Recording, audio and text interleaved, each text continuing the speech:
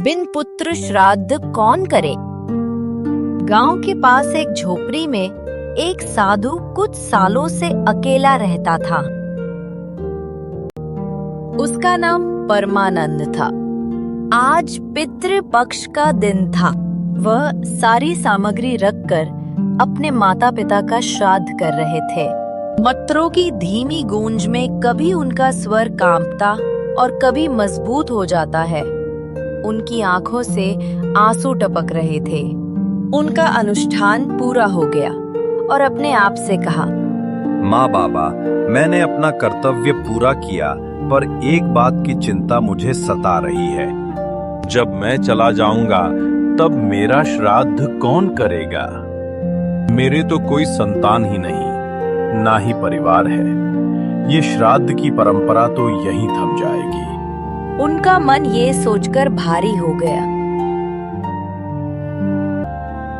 आंगन में बचे हुए अन्न को कौवे खाने आए तो उन्होंने धीरे से कहा, तुम भी मेरे पितृ के दूत हो, पर मुझे इस तरह कौन खिलाएगा?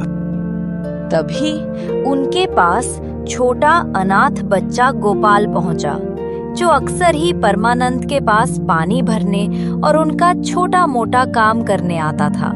गोपाल ने बड़े भोलेपन से पूछा, बाबा, आप क्यों उदास हो? श्राद्ध तो हो गए हैं।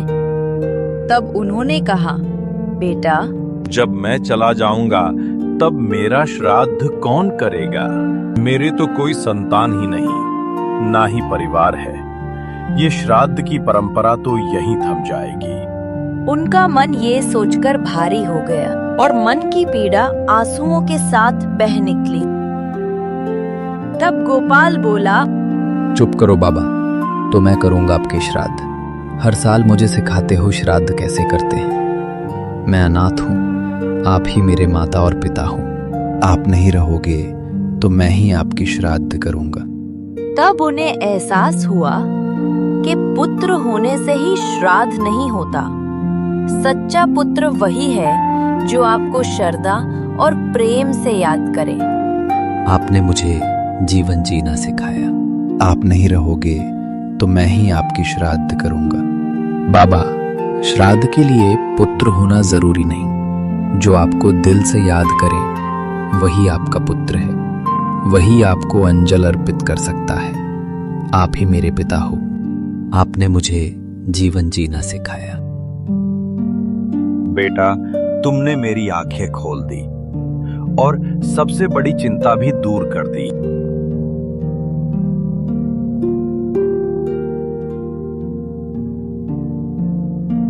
पुराणों में कहा गया है कि संतान नहीं तो आपके भाई का पुत्र, शिष्य और आपका प्यारा श्राद्ध कर सकता है।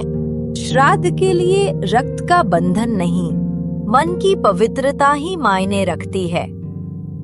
भावना और श्रद्धा से किया गया अर्पण ही पितरों तक पहुंचता है।